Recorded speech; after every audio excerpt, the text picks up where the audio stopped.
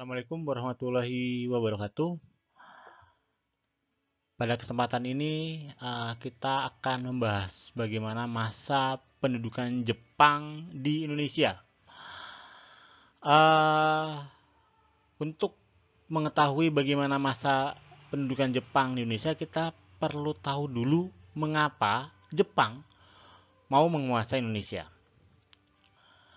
Eh, Jepang awalnya tidak beda dengan Indonesia, merupakan negara yang tertinggal dibanding dengan kebudayaan barat.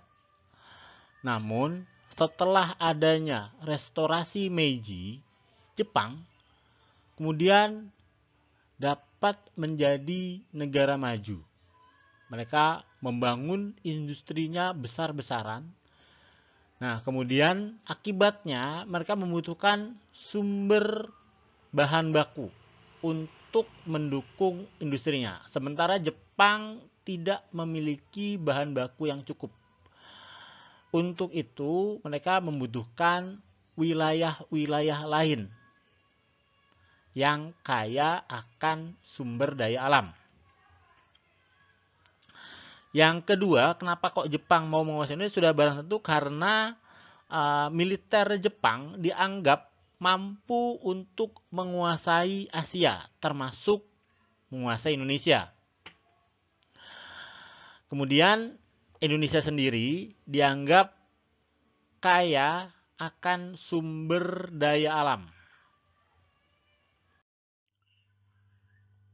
Jepang yang ingin memiliki sumber daya alam untuk memenuhi kebutuhan industrinya, kemudian bercita-cita untuk membentuk sebuah negara Asia Timur Raya yang wilayahnya termasuk Asia Tenggara dan Indonesia di dalamnya. Untuk mewujudkan mimpinya itu, Jepang harus menyingkirkan Amerika Serikat yang pada waktu itu berkedudukan di Filipina. Nah, untuk mewujudkannya, makanya kemudian Jepang menyerbu Pearl Harbor pada tanggal 7 Desember 1941. Penyerangan ini bertujuan untuk melumpuhkan kekuatan Amerika Serikat yang dianggap mengganjal rencana ekspansi Jepang membentuk negara Asia Timur Raya. Ini ada beberapa foto yang menggambarkan bagaimana serbuan di Pearl Harbor. Pasca Jepang berhasil melumpuhkan Amerika Serikat di Pearl Harbor, kemudian Jepang mulai mewujudkan rencananya dengan menyerbu negara-negara di Asia Tenggara. Nah, untuk membendung Jepang, sekutu membentuk pasukan ABDACOM atau American, British, Dutch, and Australian Command di bawah pimpinan Jenderal Wavell. Dalam perjalanannya, ternyata pasukan ABDACOM tidak mampu menghadapi kekuatan dan kecepatan tentara Jepang. Di peta ini terlihat ada pertempuran Laut Jawa. Dalam pertempuran tersebut pasukan ABDACOM kalah. Bahkan kapal induk milik Inggris 2 berhasil ditenggelamkan oleh Jepang. Ini adalah peta penyerangan Jepang ke Indonesia. Pasukannya dibagi menjadi 3. Ada yang melalui barat, tengah, dan timur. Wilayah Indonesia satu persatu kemudian jatuh ke tangan Jepang, mulai dari Tarakan, Balikpapan, Makassar, Ambon, Palembang, Batavia, Bogor, dan Subang.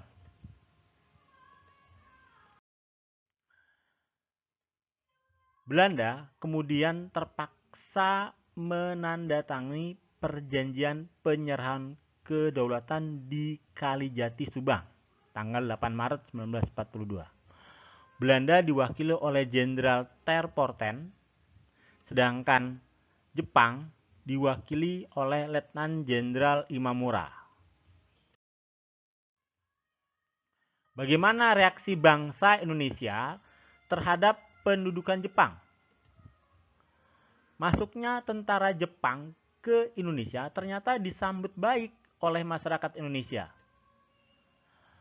Rakyat bergerombol di pinggir-pinggir jalan menyambut tentang kedatangan tentara Jepang seperti seorang pahlawan. Kenapa demikian? Pertama, kemenangan Jepang atas Rusia ketika tahun 1905 itu dianggap sebagai kemenangan Asia atas Eropa. Jadi ketika Jepang berhasil mengalahkan Belanda, dianggap sebagai kemenangan rakyat Indonesia atas Belanda juga. Kemudian yang kedua, Jepang sejak awal sudah menyatakan bahwa mereka tidak ingin menjajah, tetapi mereka ingin membebaskan bangsa Indonesia dari penjajahan bangsa Belanda. Kemudian yang ketiga, Jepang juga membebaskan para pemimpin nasional yang selama ini dianggap vokal seperti Soekarno dan Hatta.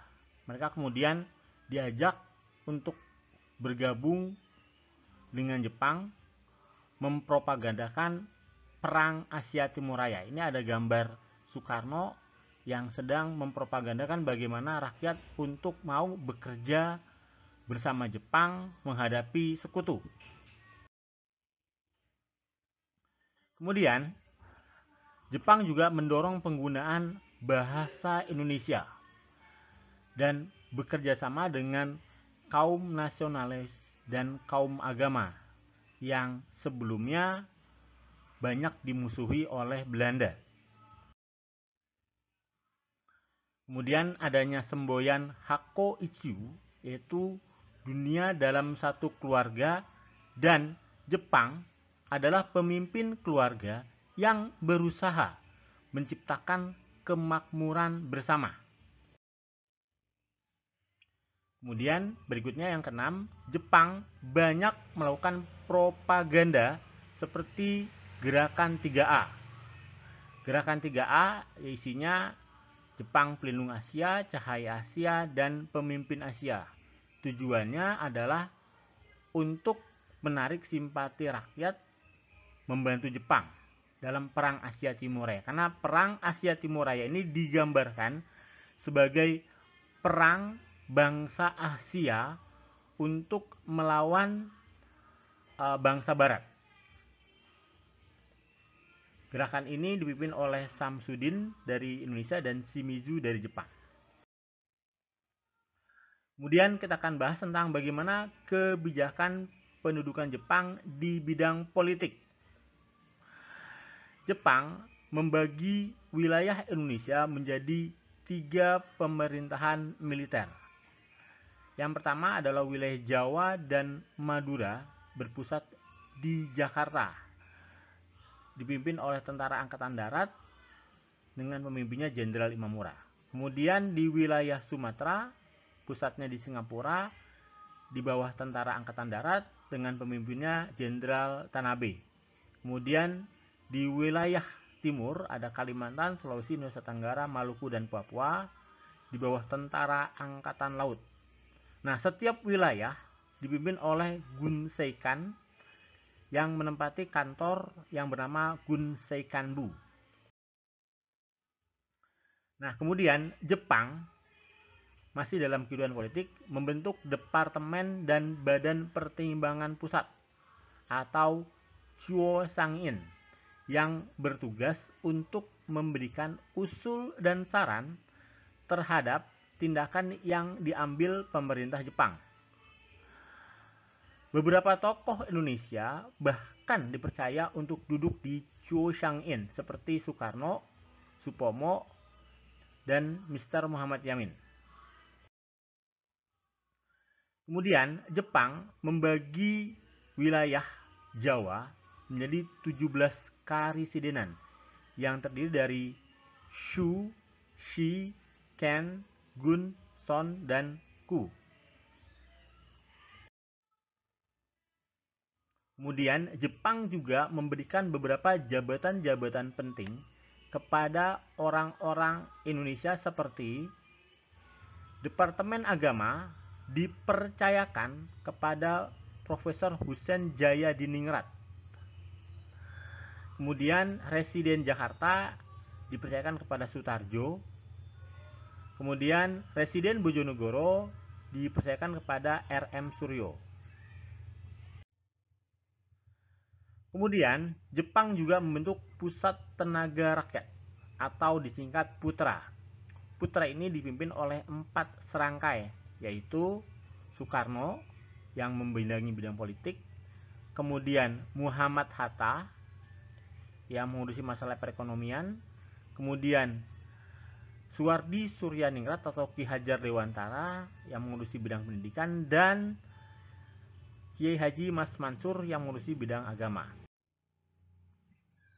Bagi Jepang, Putra bertujuan untuk memusatkan segala potensi rakyat Indonesia di dalam membantu Jepang menghadapi sekutu. Kemudian, bagi Indonesia, Putra dijadikan wadah untuk menggalang persatuan bangsa Indonesia secara terselubung. Kemudian, karena Putra itu ternyata dianggap tidak berhasil, Putra kemudian dibubarkan, diganti dengan Jawa Hokai atau Kebaktian Jawa. Tujuan dari organisasi Jawa Hokai adalah menghimpun kekuatan rakyat untuk membantu Jepang dalam memenangkan Perang Asia Timur Raya. Bagaimana caranya? Jawa Hokai itu meliputi 3 hal. Yang pertama ada pengorbanan diri, persaudaraan, dan melaksanakan dengan bukti nyata. Prakteknya dilakukan dengan pendistribusian barang yang digunakan selama perang. Apa saja yang rakyat bisa bantu, baik emas, permata, dan lain sebagainya, bahkan termasuk beras. Kemudian di bidang agama, Jepang membuat MIAI. Nah, MIAI ini bertugas pada semacam pembentukan Baitul Mal dan menyelenggarakan peringatan hari-hari besar agama. Namun dalam perjalanannya MIAI ini kemudian dianggap berbahaya sehingga kemudian diganti dengan Masyumi. Berikutnya kita akan bahas bagaimana kebijakan Jepang di bidang ekonomi. Jepang mengawasi secara ketat penggunaan dan peredaran barang atau istilahnya monopoli perdagangan. Jadi semua barang masuk dan keluar itu sepengetahuan Jepang. Kemudian memaksa penduduk untuk menanam pohon jarak, kapas, hina, dan karet yang memang dipergunakan untuk kebutuhan perang. Kemudian melalui Jawa Hokai, Jepang seperti yang saya jelaskan tadi memerintahkan penyerahan bahan pangan kepada Jepang. Nah, dalam prakteknya hasil panen rakyat itu dibagi. Kalau misalnya panennya 1 ton, maka 40%-nya untuk rakyat dan 60%-nya untuk Jepang. Jadi kalau 1 ton berarti 400 kg untuk rakyat, sisanya 600 kg untuk Jepang. Nah, yang dari 60% tadi juga dibagi lagi. 30% untuk perang dan 30% lagi untuk kebutuhan lumbung padi. Nah, akibatnya rakyat kelaparan, kekurangan makan, sehingga terpaksa makan yang ada saja. Banyak muncul bahaya kelaparan dan banyak pula yang akhirnya meninggal. Di beberapa daerah angka kematian sangat tinggi seperti di Wonosobo 53% dan di Purworejo 24%. Nah, kemudian untuk pakaiannya sendiri, karena memang Jepang melakukan monopoli perdagangan, maka pakaian menjadi barang yang mahal. Rakyat terpaksa harus menggunakan pakaian seadanya. Ada yang dari karung goni ataupun lembaran karet. Jepang juga menggunakan tenaga-tenaga rakyat Indonesia secara paksa yang dikenal dengan nama Romusa. Romusa ini diperuntukkan untuk membangun benteng, lapangan terbang, jalan, rel kereta api, jembatan, dan lain sebagainya. Untuk panitia pengarahan tenaga kerjanya, Jepang membentuk namanya Rumo Kyakai. Sedangkan untuk mengawasi programnya dibuat sistem Tonarigumi. Nah, Tonarigumi ini kemudian sampai sekarang masih ada yang kita kenal sebagai RT dan RW. Kemudian untuk menghilangkan ketakutan penduduk terhadap Romusa, maka mereka tidak menyebut sebagai kerja paksa, tetapi sebagai prajurit ekonomi atau pahlawan pekerja. Tapi beratnya pekerjaan menyebabkan banyak para Romusa yang akhirnya meninggal karena kerja yang berat tetapi tidak didukung dengan gizi dan pelayanan kesehatan yang mencukupi. Baik, berikutnya. Tidak hanya laki-laki, wanitanya juga direkrut untuk menjadi Jugun Yanfu. Apa itu Jugun Yanfu? Semacam wanita penghibur bagi tentara Jepang. Pada awalnya, sudah barang tentu para wanita tersebut tidak dijanjikan untuk menjadi wanita menghibur. Mereka diiming-imingi, direkrut untuk menjadi guru atau perawat.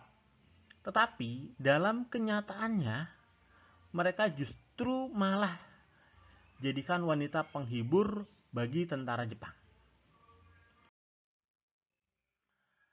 Berikutnya kebijakan Jepang di bidang militer. Yang pertama dibentuk Seinendan atau Barisan Pemuda. Tujuannya adalah agar para pemuda mampu menjaga dan mempertahankan tanah air dengan kekuatannya sendiri. Berikutnya yang kedua adalah Keibodan, yaitu pembantu polisi. Persyaratannya adalah pemuda yang berusia 23 sampai 25 tahun dan berbadan sehat. Istilahnya berbeda-beda. Di Sumatera disebut Bogodan, di Kalimantan disebut Borneo Kanon Hokokudan. Kemudian ada juga Fujinkai, yaitu barisan wanita. Tujuannya adalah sama, membantu Jepang dalam menghadapi sekutu.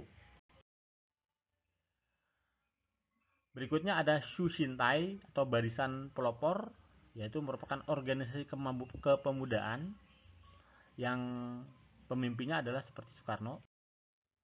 Kemudian ada Hizbullah, itu adalah organisasi untuk para umat Islam yang ingin berjuang di jalan Allah. Nah, pemimpinnya adalah Kiai Haji Zainal Arifin dan Mr. Muhammad Rum. Kemudian ada juga Heiho, yaitu pembantu prajurit Jepang. Heiho ini merupakan militer resmi dan Heiho ini akan dilatih menggunakan senjata, kemudian memaraskan meriam pertahanan udara Jepang, dan mereka akan ditempatkan langsung di angkatan laut maupun angkatan darat untuk bertempur melawan tentara sekutu di luar negeri. Berikutnya ada PETA atau Pembela Tanah Air. Peta ini dibentuk oleh Letnan Jenderal Kumakichi Harada dengan mencontoh Prancis yang merekrut pemuda Maroko untuk menjadikan tentara Prancis, bertugas untuk mempertahankan tanah air. Tokoh-tokohnya ada Supriyadi, Sudirman, Gatot Subroto, Ahmad Yani, dan Jenderal Soeharto yang sekarang kita kenal sebagai Presiden kedua Republik Indonesia. Adapun kepangkatan dalam peta, yang pertama ada Daidanko, kemudian Sudanko, Sudanko, Budanko, Yuhei. Kemudian pada masa Jepang, itu stratifikasi sosialnya juga berbeda. Pembagian kelasnya terdiri yang pertama adalah orang Jepang atau dianggap sebagai saudara tua. Kemudian ada rakyat pribumi atau Indonesia sebagai saudara muda, dan timur asing seperti Cina, Arab, Eropa, dan lain-lain sebagainya. Itu adalah menempati kelas terbawah. Hal ini berbanding terbalik dengan ketika pas masa kolonial Belanda. Di masa kolonial Belanda, bangsa Eropa menempati kelas tertinggi, kemudian bangsa timur asing kelas kedua, dan pribumi kelas ketiga. Jadi sudah ada perubahan stratifikasi sosial pada masa pendudukan Jepang. Kemudian kebijakan Jepang di bidang pendidikan. Jepang menerapkan sistem pendidikan SD 6 tahun, SMP, dan SMA, kemudian STM. Selain itu, Jepang juga membentuk sekolah-sekolah untuk guru, sekolah tinggi kedokteran, sekolah tinggi teknik, dan sekolah tinggi pamong praja. Ke pendidikan di zaman Jepang itu sudah barang tentu karena itu adalah zaman perang, ya sistemnya juga harus mengikuti kebutuhan perang. Siswa diajarkan bagaimana dasar-dasar kemiliteran seperti baris berbaris, kemudian belajar bagaimana menghafal lagu kebangsaan, kemudian belajar bahasa Jepang. Kemudian tetap yang bagus adalah dari sini adalah bahasa Indonesia digunakan di sekolah-sekolah. Jadi kalau sebelumnya pas zaman kolonial Belanda, sekolah-sekolah itu banyak menggunakan bahasa Belanda sebagai bahasa resminya. Ketika pas masa Jepang sudah menggunakan bahasa Indonesia. Kemudian Jepang juga mengadakan kegiatan upacara setiap hari Senin. Nah, dalam upacara bendera ini, bendera merah putih boleh berkibar di samping bendera Jepang. Dan lagu Indonesia Raya juga boleh diperdengarkan setelah lagu kebangsaan Jepang. Nah, tradisi upacara ini kemudian diteruskan hingga saat ini. Tujuan dari sistem pendidikan ini adalah mencetak kader-kader yang akan mendukung Jepang dalam memenangkan Perang Asia Timur Raya. Kemudian kita akan bahas bagaimana kebijakan pemerintah Jepang di bidang bahasa. Pada zaman Jepang, penggunaan bahasa Belanda dilarang, kemudian digantikan dengan bahasa Indonesia. Bahasa Indonesia menjadi sarana komunikasi dan wahana integrasi bangsa.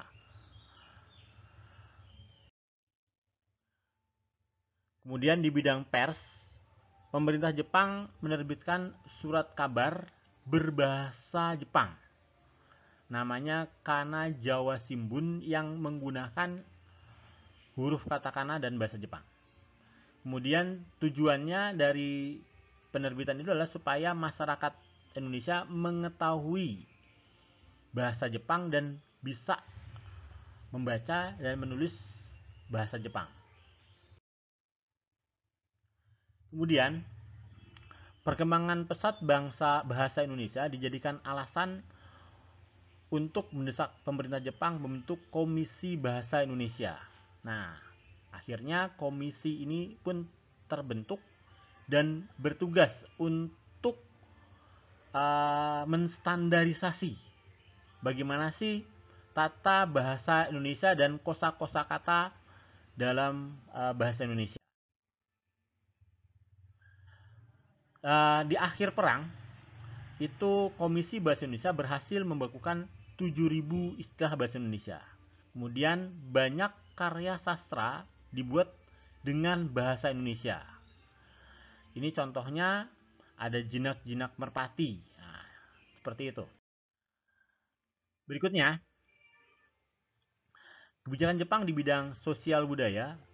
Jepang membiasakan rakyat Indonesia untuk melakukan penghormatan terhadap Kaisar Jepang atau Tenno Heika yang diyakini sebagai keturunan Dewa Matahari atau Amaterasu Omikami.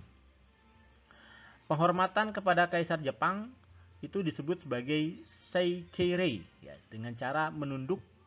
Kemudian setelah itu diikuti dengan menyanyikan lagu kebangsaan Jepang, Kimigayo.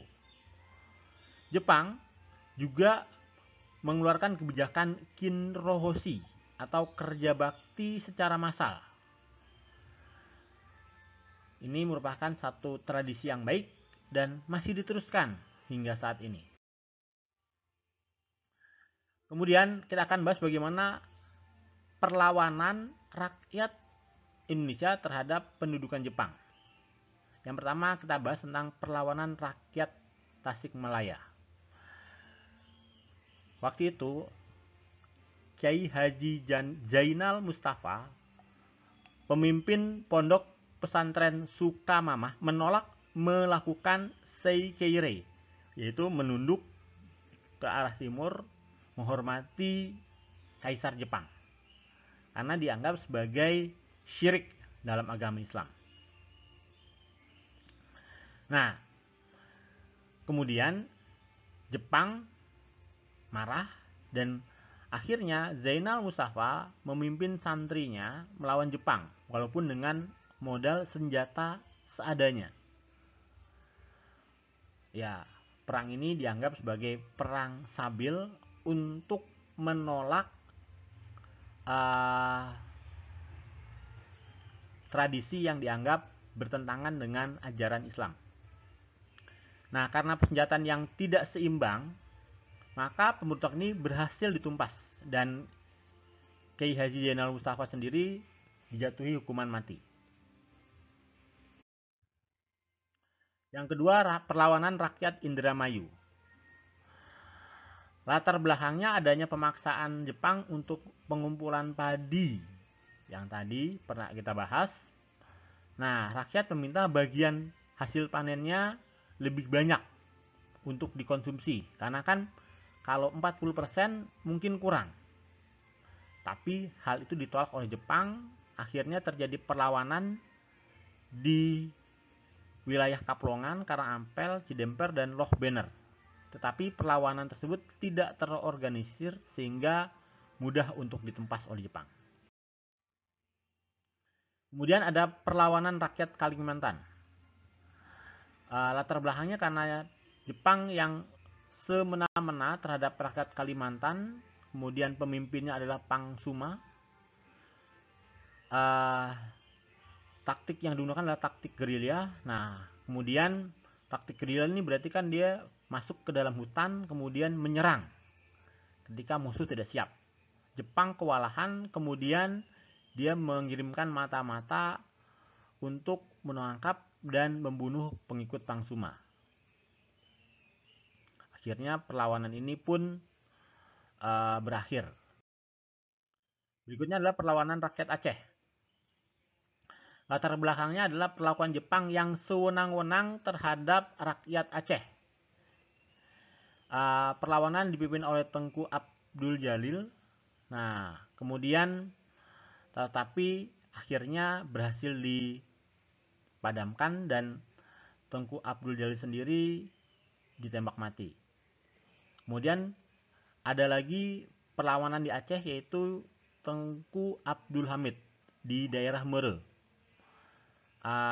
Untuk memadamkan perlawanan ini, Jepang menyandra keluarga Tengku Abdul Hamid dan mengancam akan membunuh keluarganya.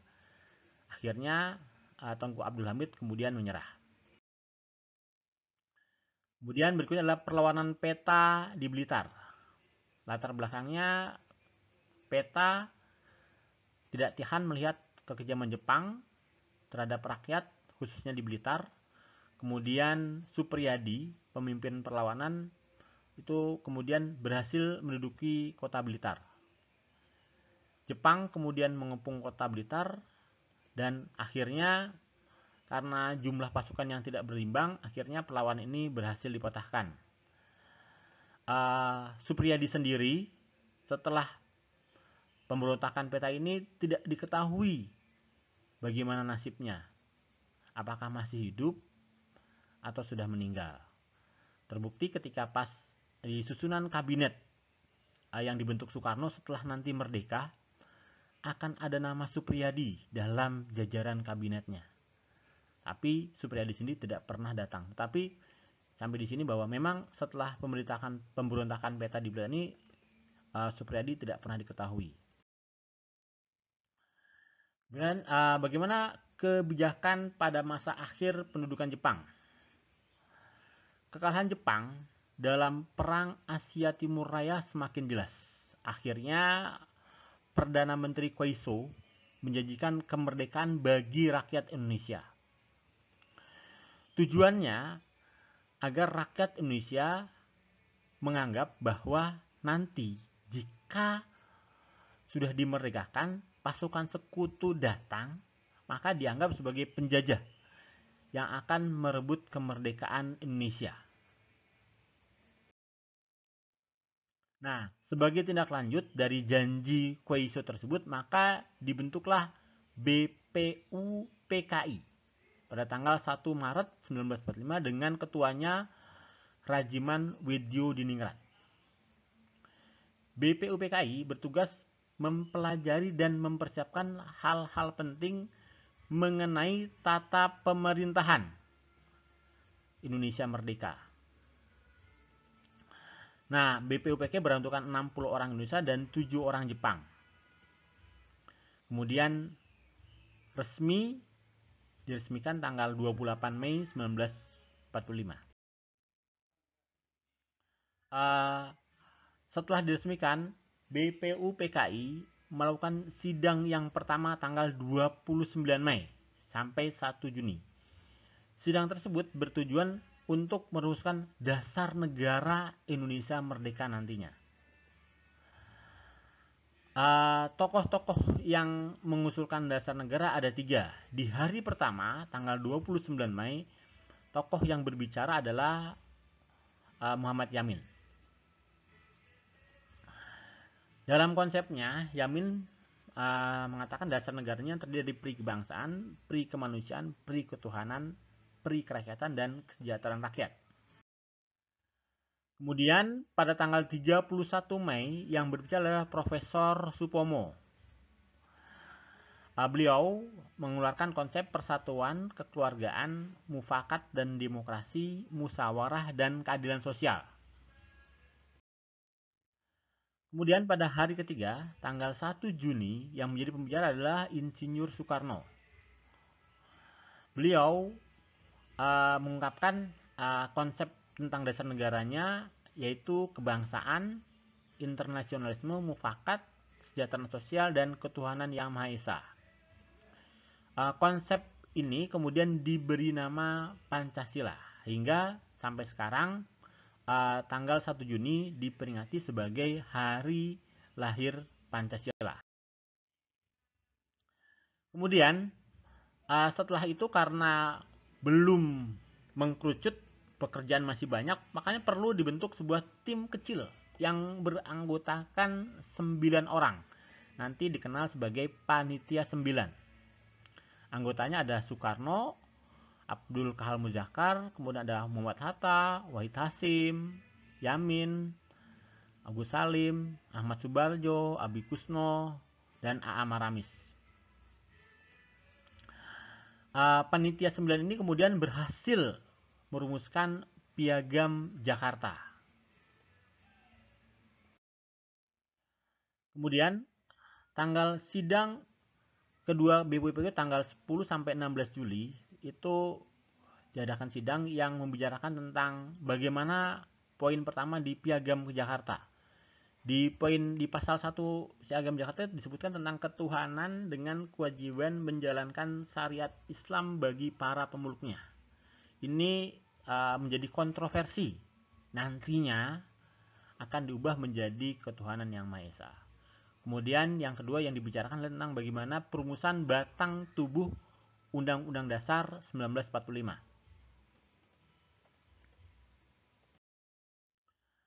Kemudian karena BPPI dianggap sudah selesai, akhirnya tanggal 7 Agustus atau sehari setelah bom atom di Hiroshima,